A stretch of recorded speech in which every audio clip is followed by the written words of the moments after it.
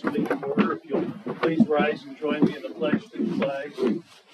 I pledge allegiance to the flag of the United States of America and to the republic for which it stands, one nation, under God, indivisible, with liberty and justice for all.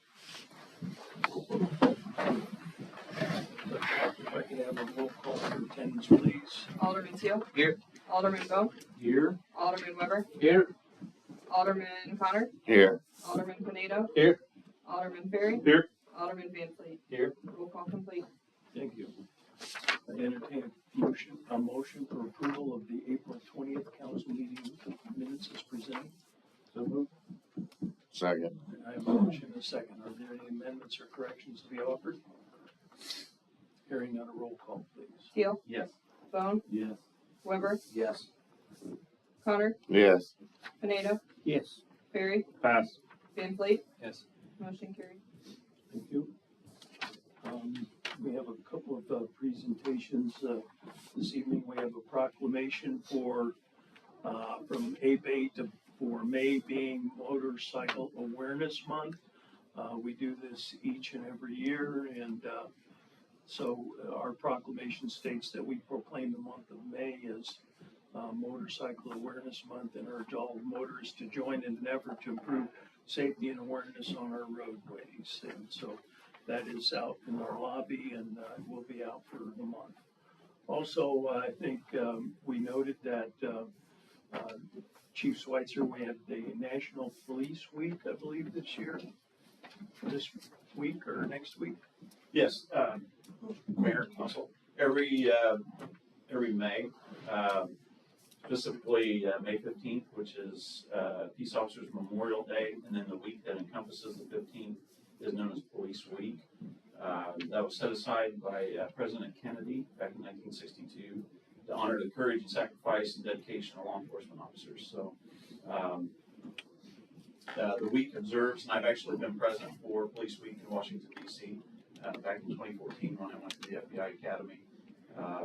There's a lot of events that go on that honor the sacrifice that police officers have made on an annual basis, and for the survivors of the police officers. So and it's just a time that recognizes officers who have given their lives in the line of duty, as well as those who continue to serve and protect our communities. So next week we'll be doing Police Officer Week. We'll have things for the officers, food, and that. If anybody would like to join in with us, by all means, contact me at the police department and help you out. Thank you, Chief. Thank you. Chief Rexroth, we also have Firefighters Appreciation Week, I believe, is coming up this month.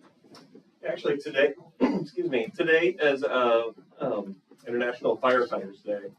On behalf of the staff at the fire department, we want to thank you for recognizing May 4th as International Firefighters Day.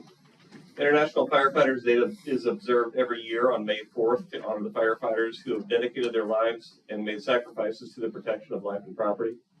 Every day, firefighters from around the world, whether career or volunteer, serving in urban or rural areas, devote their lives to protecting their communities from fire, hazardous materials, injuries, illnesses, vehicle accidents, natural disasters, and any other emergencies that should arise.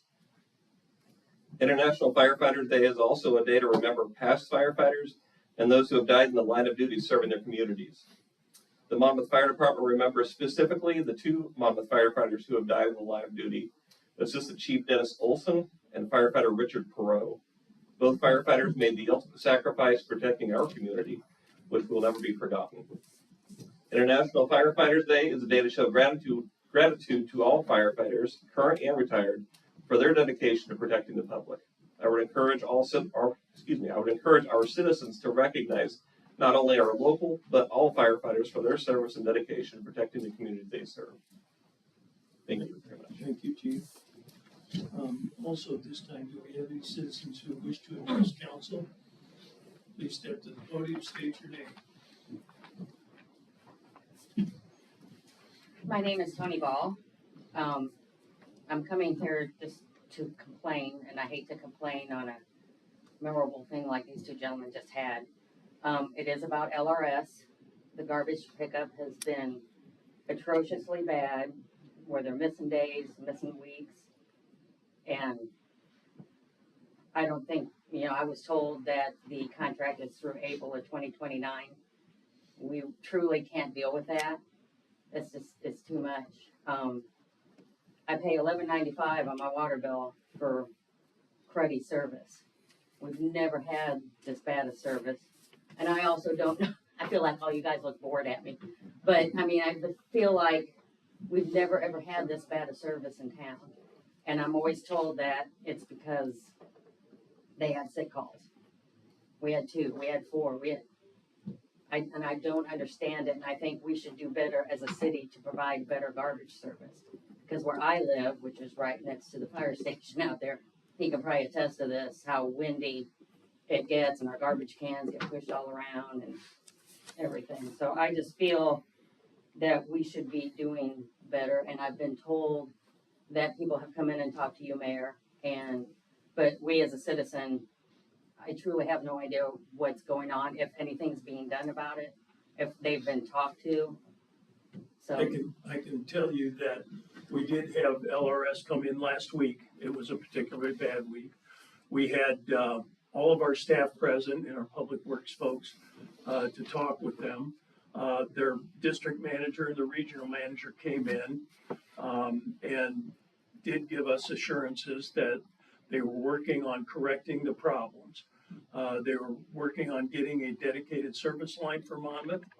And we did have a very lengthy discussion about improvements they need to make. They gave us assurances, and they have backup drivers and a special manager for our community. So we will see if they're good to their word. And they were going to work some more redundancy in it, and they moved their yard waste pickup to the very first thing in the morning on the route days, and they have some redundancy planned there as well. So we did discuss this with them. We brought them in, and we will continue to work on that. It's not acceptable because a lot of people do call here, and our staff has been very engaged with that. So we are working on it. also one other thing when it comes to the garbage pickup, I live in the apartments next to the fire station. We are charged for yard waste, granted it's only $1.60 something. We don't do yard waste in our apartment complex, so we're a little confused as to why we're paying for that. Is it just automatic if you get garbage pickup?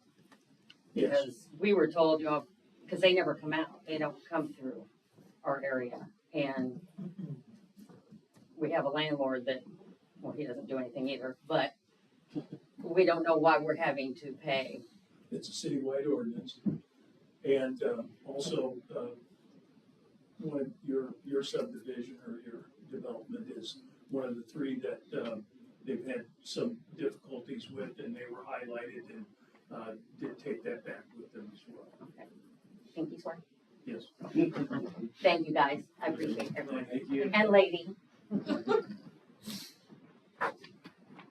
Anyone else? No, you're on the agenda. Great. Next item is our consent agenda, and we have one item that's approval of the bills. So moved. Second. I have a motion second. Are there any items to be removed for further discussion or consideration? Hearing none, roll call, please. Bone, Yes. Weber, Yes. Connor, Yes. Pineda, Yes. Barry. Yep. Van Fleet, Yes. Teal, Yes. motion carried. Thank you. Under committee of the whole, we have our first item is a farmer's market request from Craig Vivian and Craig Watson from Monmouth College. If you want to step to the podium and state your name and make your request. Well, I don't think you'll have any confusion with our names. I think that'll be That's good. straightforward. Well, thanks for putting us on your agenda, and Craig says that he handed out a couple of paragraphs that we put together proposing, as managers of the Monmouth College Educational Garden and Farm, proposing to resume the farmer's market. Our understanding is that the last year we had one was 2024. It did not last year. And we very much would like to resume it on the square, and our interest in doing so has to do with our passions, our work at the college, student interest at the college, and community interest that we've seen generated when we've brought up the topic. And there are a lot of people who are enthusiastic about the reopening. What we know is that Galesburg does one on on Saturday morning. That Macomb does one on Wednesday and Saturday. That Roseville just recently said that they would like to try one on Thursday. Our proposal would be to have a farmer's market on a Friday evening from 5 to 7 on the square. And to that end, we have talked with merchants on the square who are very accommodating and enthusiastic about the possibility. So we are proposing that we take maybe one quadrant of the beautifully renovated square, and from 5 to 7, offer as many as 8, 10, 12 slots where vendors could offer their produce, crafts, much as has happened in previous years. We don't have a lot of information. I'm here in part to ask what you know, because when I contacted the Chamber of Commerce, I did manage to get from someone whose last day of work it was a 2023 list of vendors, most of whom were craft vendors. And we have heard via the grapevine that one of the difficulties in past years has been getting people who are offering fresh produce, actual farmers market items. So that would be a challenge for us in terms of generating a vendor list. But we've got very little else to go on. The Chamber of Commerce had no records of formal agreements or applications or vetting of Illinois documents that would pertain to Department of Health and Food Service and all the rest of that. If any of you have any knowledge or background in this, we'd be more than happy to take notes. Otherwise, I think we'll have to start at scratch and generate a new trail. Hopefully, this time we keep it on record, have some institutional continuity as a result. Yeah, in prior years, this was a chamber event, and they've kind of stopped doing that apparently for whatever reason. Yeah, they used to have the Amish folks would bring some things up. A variety of folks would bring produce, and I think this would be a matter of asking council if, and you did speak with the business owners in this quadrant, and they were supportive of, they didn't have a problem 100%. having it from Friday 5 to 7. 5 to 7, everybody in this quadrant right here, starting with Kellogg's, going around, 100% of them were enthusiastically yes. Okay, all right. Does council have any questions of the presenters? One further note of explanation. 5 to 7 on a Friday is not an ambitious slot, I think. The location is perhaps a bit ambitious, but our sense is that in past years, having Patton serving food and the wine shop open, other bars open, it's a good evening in the summer to attract a critical mass of people that could also enjoy, I think, shopping at the farmers market. So I think it would be a net improvement and a really good thing to happen on the square, which is so beautifully rounded. Council, any questions? You said this, I don't know how much the college is involved in it. Would they, you'd have student volunteers to take care of the setup and the cleanup and, To be determined. Okay. We have workers who are contracted to us for summer work. okay, In the crossover. We would certainly be involved at that level, setting up and taking down, but we haven't formally followed up with the college in terms of its willingness. if it's okay, I would volunteer to help you guys with some organization stuff. And Great. kind of be a liaison, if that's all right. I don't want to step out of bounds.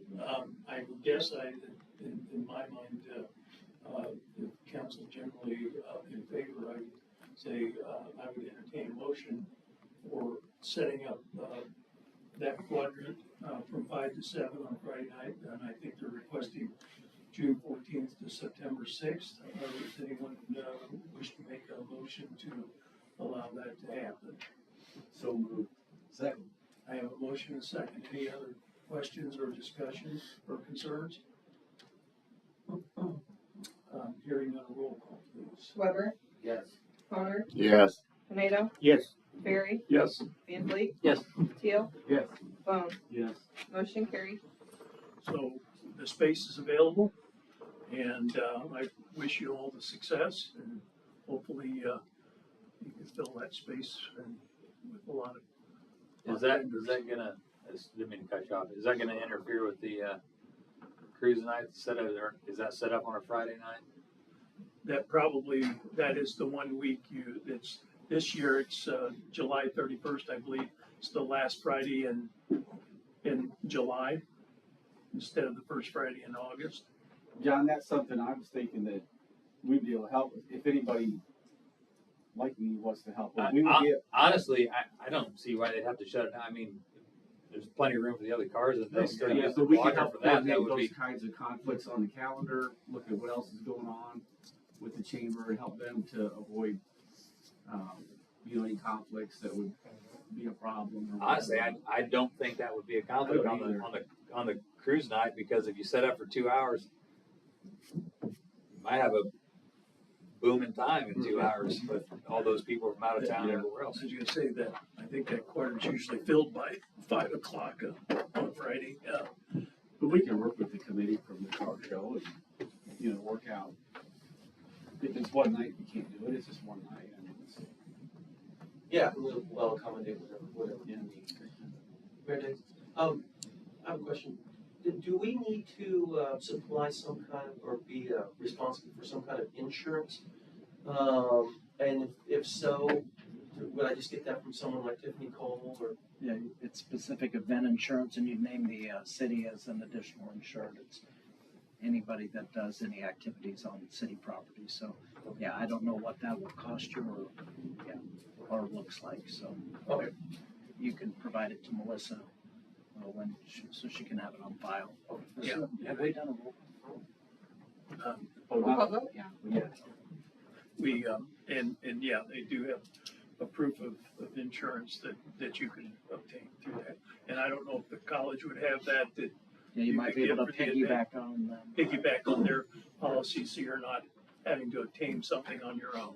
We They're were usually fairly, easily gotten in that sense. And if we have any other questions, is there? We will have other questions. Yeah, just contact us here at City Hall. Okay. Melissa usually kind of spearheads and sorts things around, so Thank you very much. All right, thanks. thank you guys. Next on our agenda is the Building and Zoning Board, Brad Clark.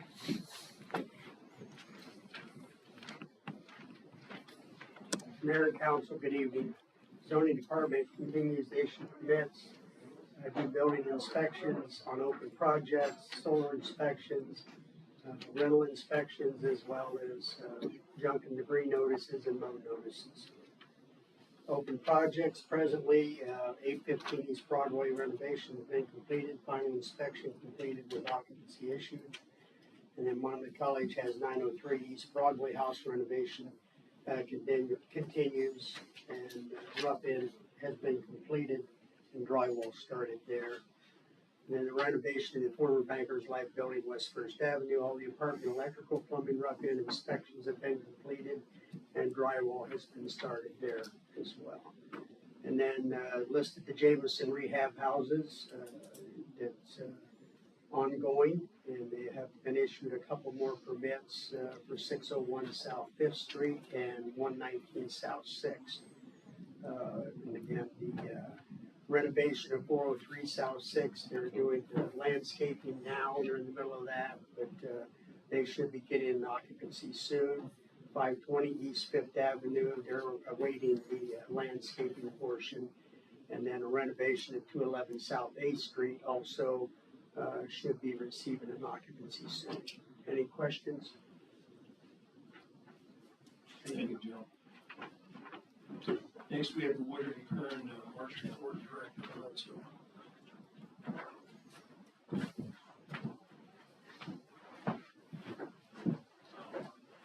Mayor and Council. My report for this month, the street department is currently working on concrete street patching, tree trimming, and sign maintenance throughout town. The water department has repaired numerous water services this past month and continues to maintain and replace components as needed in the water treatment plants. The wastewater department has replaced several components in the pretreatment plant, as well as in the grit collection system. The Public Works Department as a whole has completed training on machine guarding this past month. Our lead service line replacement phase 3's bid opening has occurred. The bids are currently being evaluated. We hope to have the bids tabulated and a recommendation for everyone here at the next meeting.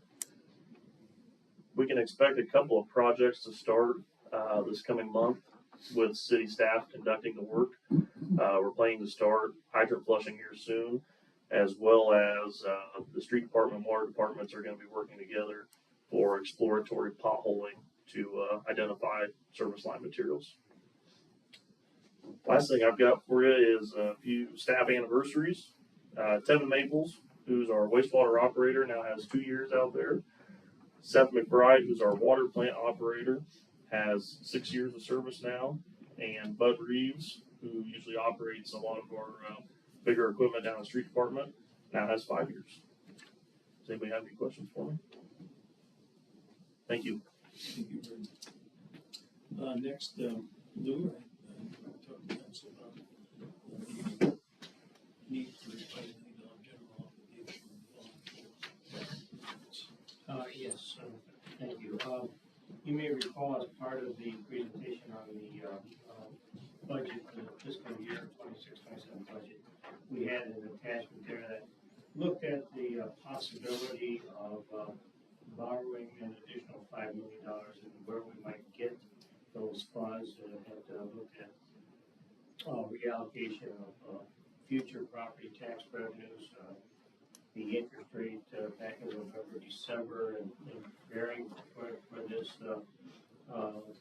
proposal was had an interest rate of somewhere around 4.4% for a 20-year bond issue, $5 million bond issue would leave the annual debt service of about $379, and we were able to identify through property tax revenue levies increases in the future that we could satisfy that, along with a increase in the water sewer rates for the Smithfield operation. At your desks tonight, I also prepared another comparison. I wanted to share with you that we'd anticipated a pretty significant increase in our EAV, our estimated assessed value, which basically reflects the market value of all properties here, real estate properties in the city. In 2024, the actual EAV of the city was 94,000. I'm sorry, 94 million. Yes, it was a little more. Thank you. We had estimated last fall and in preparation of the budget that we expected about an $8 million increase up to about 102 million, sorry. And so that's a 7.9% increase what we were calculating. So we had projected, or we had proposed a 6.83% increase in the levy, which would capture this increase in the growth of the EAV. And we projected that by doing this, we would actually lower the actual tax rate per property from 3.01881 down to 2.98858. So that's about a 1% decrease in the rate. So overall, most of the, particularly the residential properties, would have a lower tax rate on their property tax bills this year than last year. What we actually experienced was a fairly significant increase in the actual growth in the EAV. We had 114,600,000, which is actually a 21% increase in our EAV, our market values of the city. And so the tax rate, because we had set the levy at 3,048,000, our tax rates for this year actually went down 11.8%. 2.66246. That's the lowest the city's property tax rate has been since 2003. So that was we really experienced a significant growth in the value of property here within the city, and a lot of that had to do with a major industrial property that was coming off a tax abatement through the enterprise zone, and having that property come on the tax rolls really provided relief to a lot of other properties, particularly residential properties. So, had we known that there would be that much of an increase, we could have levied even more dollars and still significantly lowered the tax rate on the majority of properties in the city. For example, if we had applied the 2.988 tax rate, which we had estimated, to the actual growth, we would have been able to capture an additional $378,000 in property tax revenue. So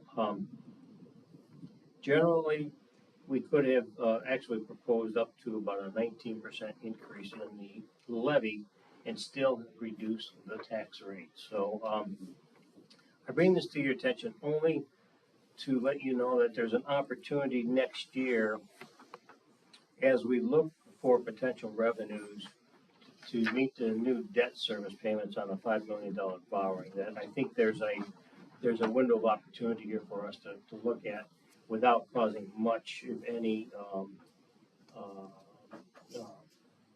impact on the average residential property owner here in town.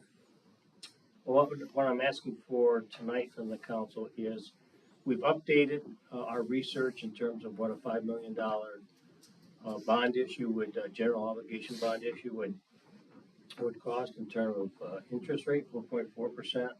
We're still confident that the $379,000 is a good number for an annual debt service payment on that borrowing, and would like to ask the council to allow us to now proceed formally with looking into this and bringing back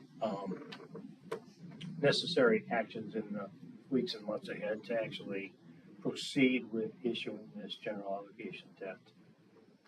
Any questions?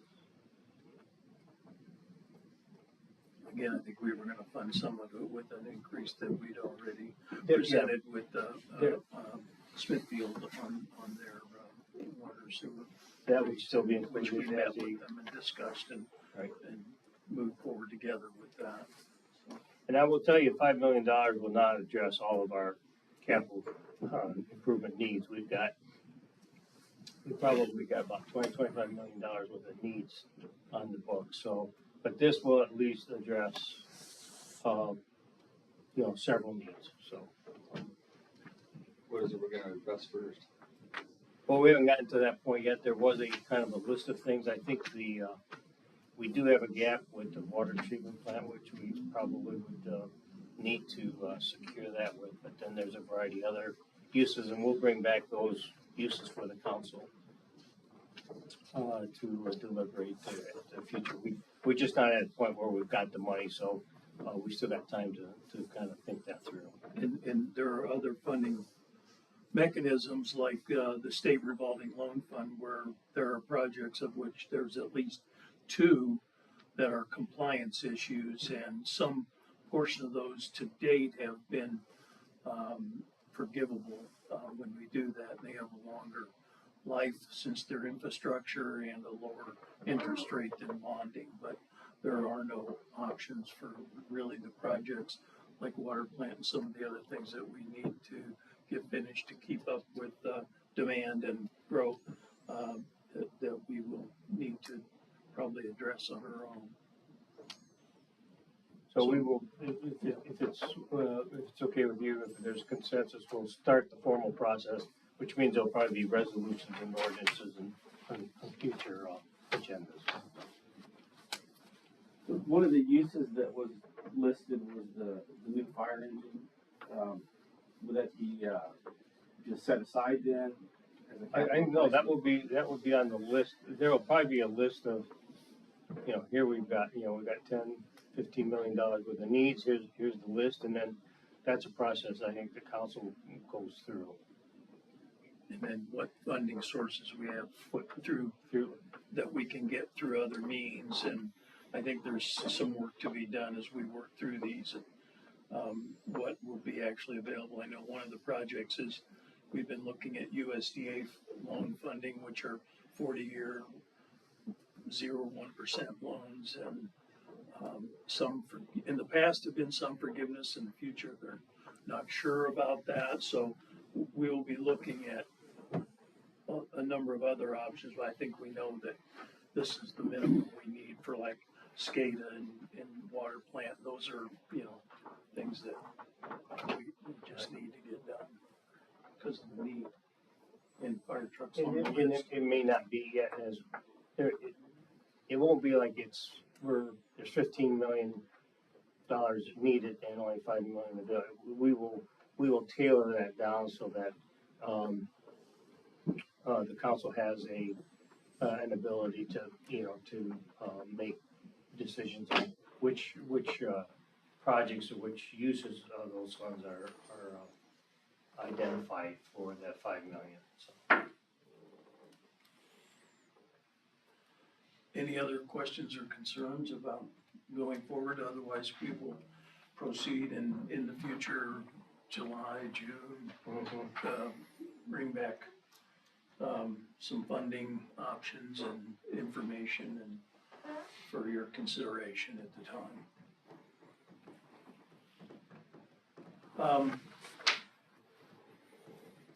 Next item on our agenda is review of procedures for sale of surplus city real estate properties. Ken, I think that was something you've been working on.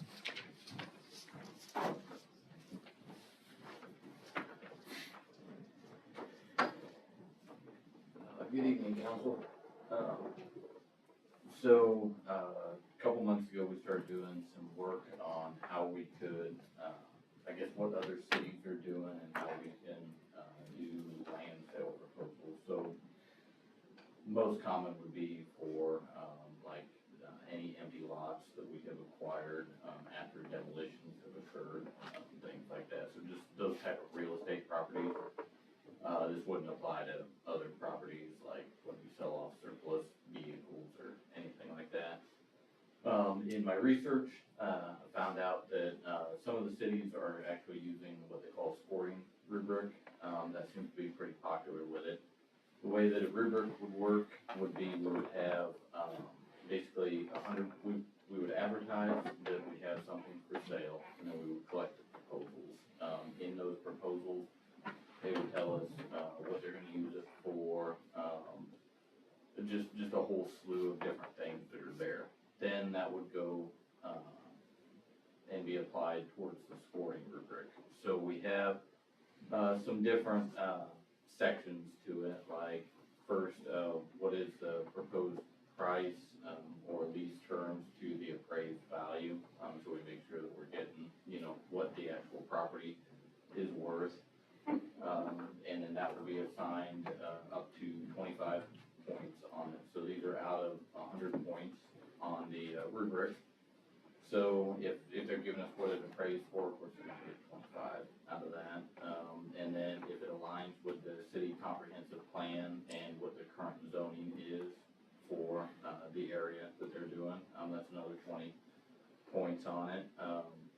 What the economic impact and the community benefit to it is, if they're, one of the major things that, we keep trying to push is the creation of housing.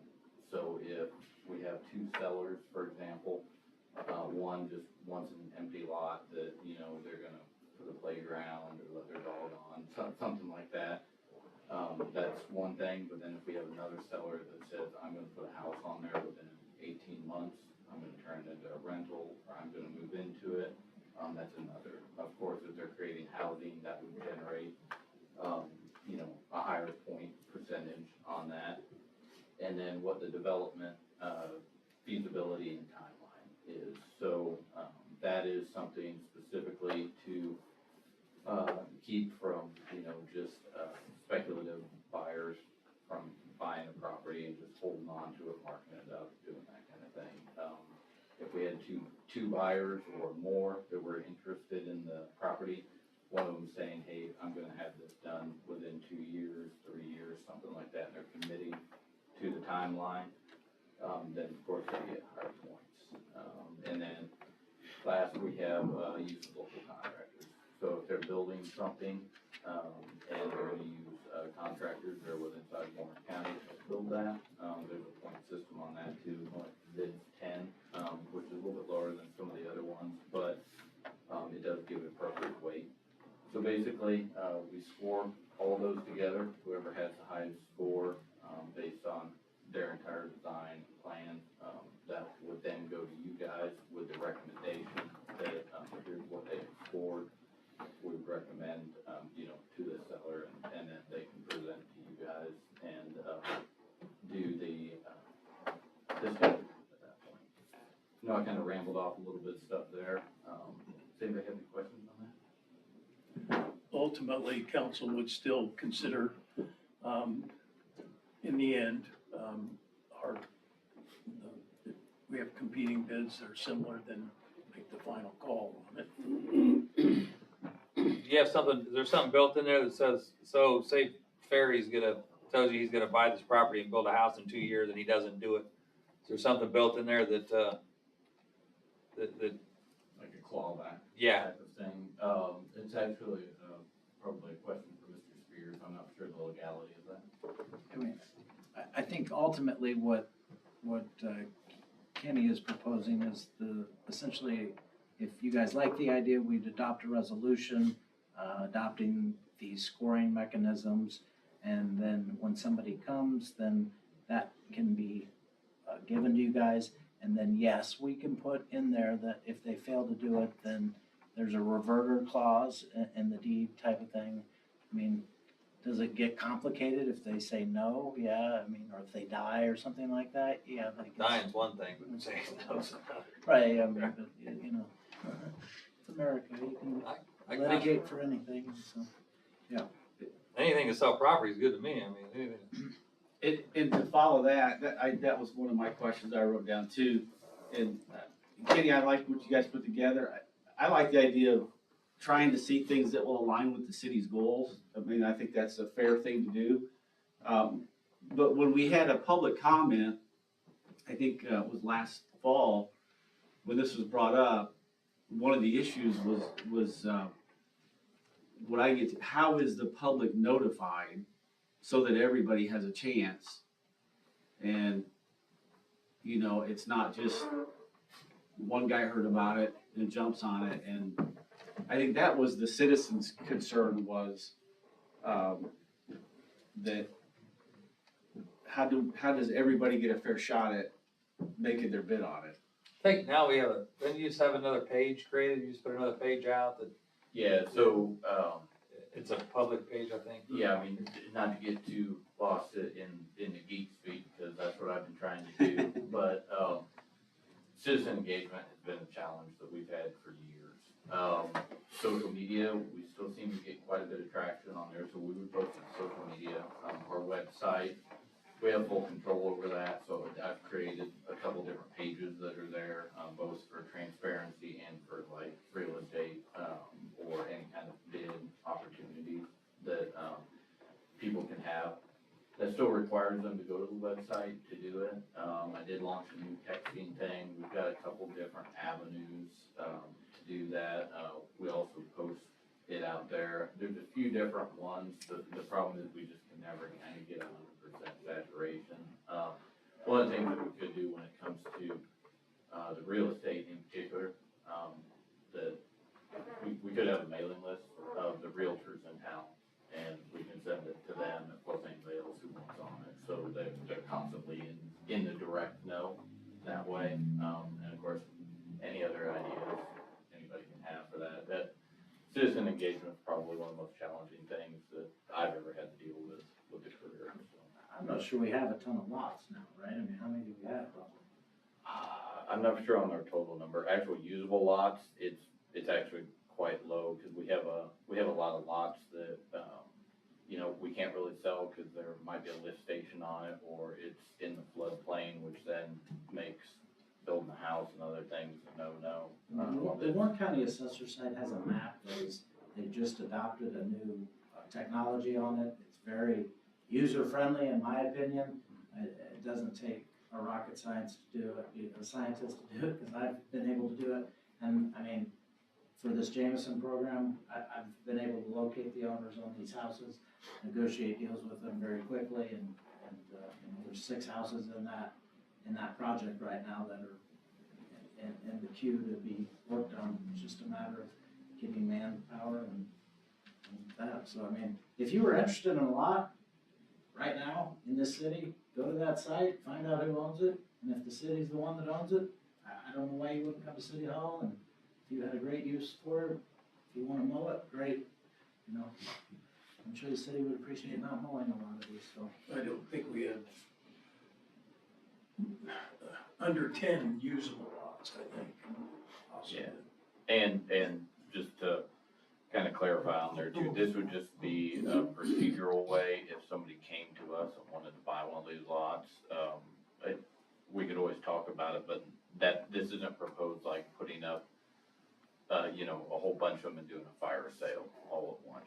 Traditionally, people have come to us to buy these lots or other real estate.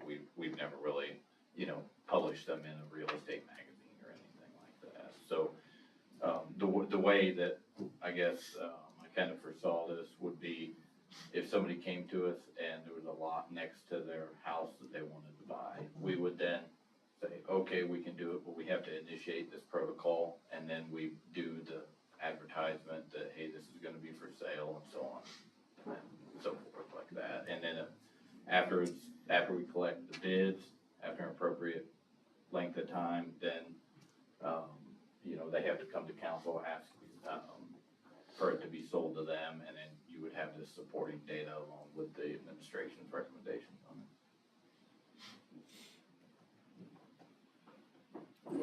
To Gordon's point, I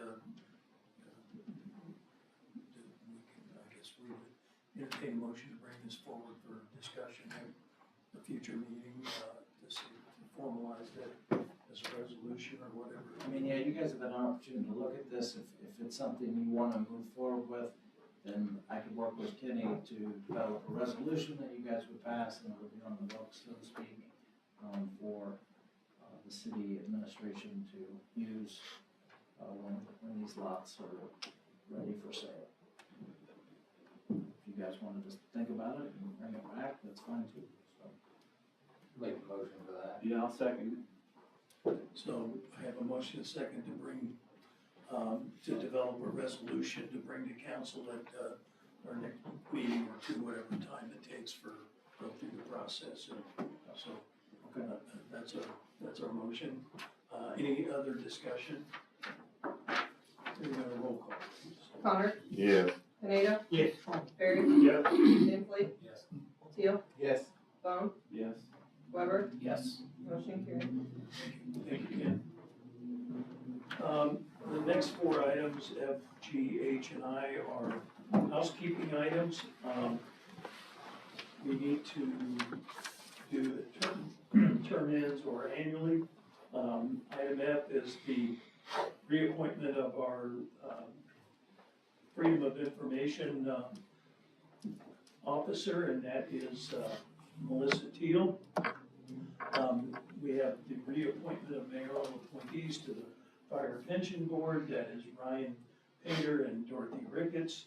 And then reappointment of mayoral appointees to the Police Pension Board, that's Mike Jurgens and Don Daly. And then appointment of an affirmative action officer / civil rights coordinator, and that would be our account manager, Kathy Norris. I would entertain a motion for appointment and reappointment of those positions. So moved. Second. I have a motion and a second. Any questions? Hearing none, roll call, please. Pineda, Yes. Barry, Yes. Van Fleet, Yes. Teal, Yes. Bone, Yes. Weber, Yes. Connor, Yes. motion carried. Thank you. Under resolutions, we have release of executive session minutes. Melissa and Markham, I guess that's your area. Yeah, these are the, I think the entire administration went through these and determined that the information is no longer sensitive. I mean, there's negotiations, contracts have all been made with different collective bargaining agreement, or, units, and so that's what these are. It's housekeeping, basically. It's also to approve the ones that we have not approved. And to approve the ones we haven't approved. So, okay. I would entertain a motion for release of executive session minutes. So moved. I have a motion and a second. Any questions or discussion? Hearing none, roll call, please. Barry, Yes. Van Fleet, Yes.